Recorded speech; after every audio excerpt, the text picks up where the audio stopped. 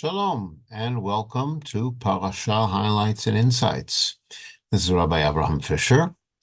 This week's Parsha is Vayeishev, and it brings us to the next generation, with focus on the next generation, namely the generation of Yosef and his brothers.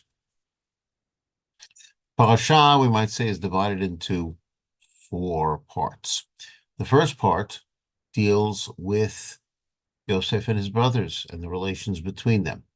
Yaakov settles in Canaan, and Yosef, who is, at the time that we enter the story, is 17 years old, and there is, put it mildly, tension between Yosef and his brothers. He reports on his brothers, and the brothers seem to resent him. Yaakov loves Yosef more than he does the others. He gives him a special tunic known as the Ketonet Pasim.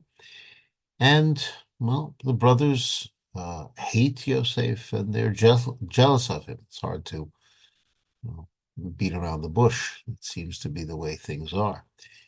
Yosef has dreams, and the dreams, in one way or another, reflect the idea of him ruling his family. First, he has a dream of sheaves, where all the brothers are binding sheaves. The sheaves of his brothers surround his, and their sheaves bow down to his. Then he has a dream of the sun, the moon, and 11 stars all bowing down to him.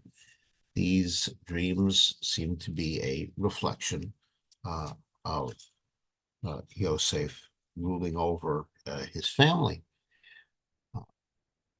And this is why the brothers and Yaakov are critical of these dreams.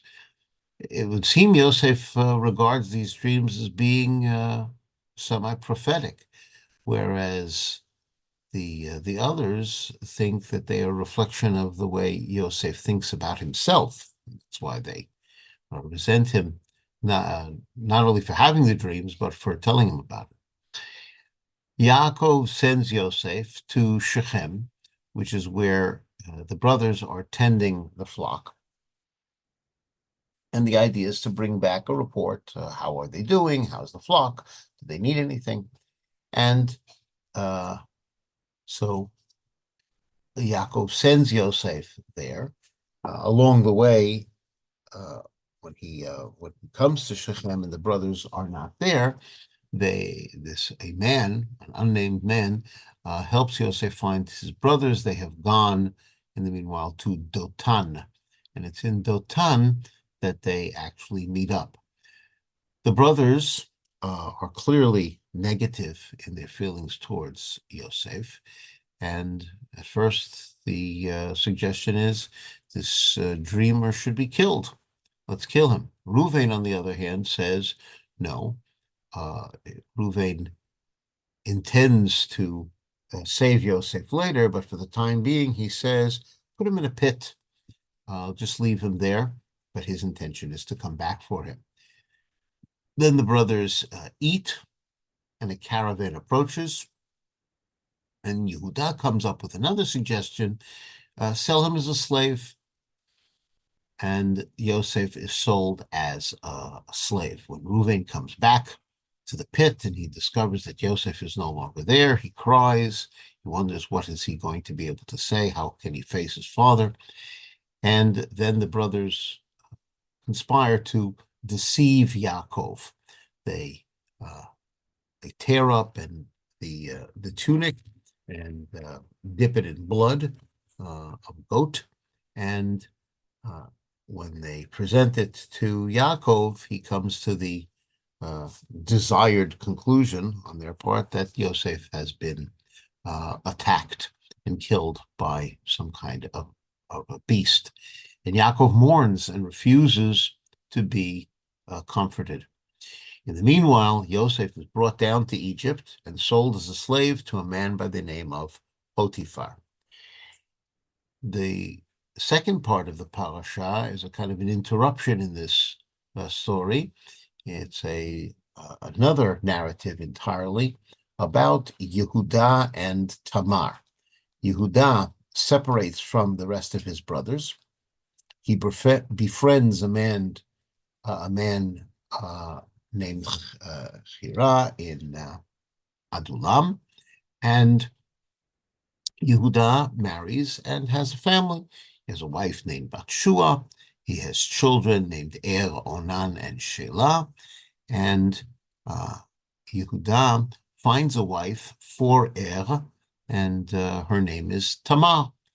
Dies. It would seem that has been sinful, and Yehuda tells Onan to marry Tamar, a form of marriage known as Yibum, in which the brother takes over and marries the widow. But Onan dies too. It seems that he is just as sinful. Yehuda says to Tamar, wait for Shelah, the third son, to grow. Batshua, in the meanwhile, dies, and Yehuda goes to Timnah. And during this time, Tamar disguises herself and becomes pregnant by Yehuda. She leaves 3 identifying marks, items as collateral. It would seem that Tamar has come to the realization that Yehuda has no intention of marrying her off to Shelah, and when Yehuda sends his friend to pay the woman that he was with, she is not found. And then it is discovered that Tamar is pregnant, and Yehuda decrees that Tamar has disgraced the family and that she is to be executed by burning.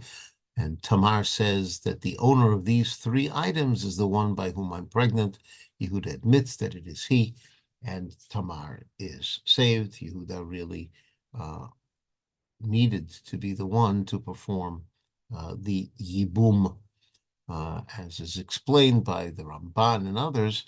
Before the Torah was given, Yibum could have been done by any member of the family. If the son wasn't going to do it, or the son died, and maybe Shelah was still too young, then Yehuda should have done it. And so Yehuda is the one who does this. And Tamar has twins named Peretz and Zerach. The Torah then resumes the narrative about Yosef in the 3rd part of the parasha, talking about how Yosef fares in the house of Potiphar. He's been sold as a slave, and he is so capable of what he does that he rises to become the chief slave. The wife of Potiphar is very taken by Yosef. He's very handsome, and she tries to seduce him. Yosef manages to escape, and then Potiphar's wife accuses Yosef of trying to attack her, and so Yosef is imprisoned. This is what's happened to Yosef. So Yosef now is in prison. This is the 4th and final part of this parasha. And once again, Yosef is so talented that even in prison, he rises, this time to become the assistant to the chief jailer. On one particular occasion, 2 of Paro's servants, officers, offend him. One is the chief wine steward, and the other is the chief baker. They are imprisoned. They have dreams that disturb them, and Yosef is able to interpret the dream. First, he hears the dream of the chief wine steward, and then later the dream of the chief baker. And his interpretation is that the wine steward will be reinstated. Yosef says, when you are reinstated and you appear before Paro, please remember me and plead my case before Paro. And his prediction is that the baker will be executed. These interpretations come true. 3 days later, it is the birthday of Paro, and he reviews both of their cases, has the wine steward pardoned, reinstated, and the baker executed. The chief wine steward, however, instead of remembering Yosef, forgets him. And then, as we will find in the next Parsha, Yosef spends the next 2 years in jail before the wine steward can remember him again. Let's go back to the very beginning of the Parsha, where it is described that Yaakov, also known as Israel, loves Yosef above all of his sons. And the reason for this is that Yosef is, his child of old age. He's the child, we might also point out, he's the first son of his beloved wife, Rachel. And so he favors Yosef by giving him this special tunic.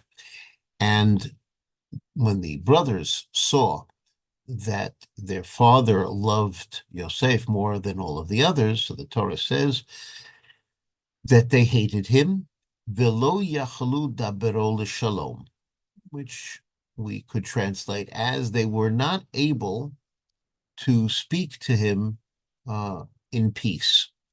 In other words, they hated him so much that they couldn't bring themselves to speak to him peacefully. So this is real tension between the brothers. Rashi points out, first of all, that while it is not acceptable that they hated him, but at the very, very least, there is something to their credit, namely that they did not act in they did not say one thing and mean something else. Since they really didn't like him, they really hated him, so they didn't pretend to like him. So they were not hypocritical, which is slightly to their credit. There is a grammatical issue with the word dabero. Usually a word like dabero would be regarded as a contraction of ledaber plus oto, to speak him. Problem is that that's not the usual combination. Ledaber, to speak, doesn't usually take a direct object like that. So that's why Rashi says, well, this is an exception. Instead of understanding it as ledaber oto, it's ledaber imo, to speak with him, even though that is not the usual combination. That's Rashi's understanding. There's another understanding that in later times was found by later commentaries, but as it turns out, was said much, much earlier by Rav Avraham, the son of the Rambam. He interprets dabero differently. Dabero he translates as his speaking, and yachlu he understands as tolerates. V'lo yachlu dabero l'shalom, they could not tolerate his speaking, meaning Yosef speaking, for peace. Even when he would inquire after their welfare, when he would speak peaceably to them, they couldn't tolerate that. Their animosity towards him was such that they couldn't even accept when he tried to be peaceful towards them. And in this regard, the Rav Avram ben Harambam compares this to the idea that we find in Tehillim, Ani Shalom v'chi adaber hema lemilchama.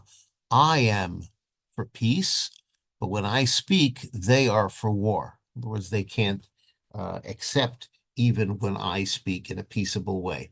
So this is Rav Avram ben Arambam's explanation for what this pasuk means.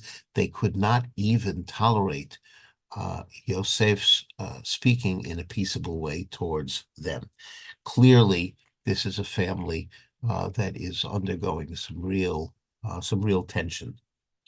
I thank you for joining me, in this exploration of Parashat Vayeishev. This has been Rabbi Avraham Fischer for Parasha Highlights and Insights, saying Shalom.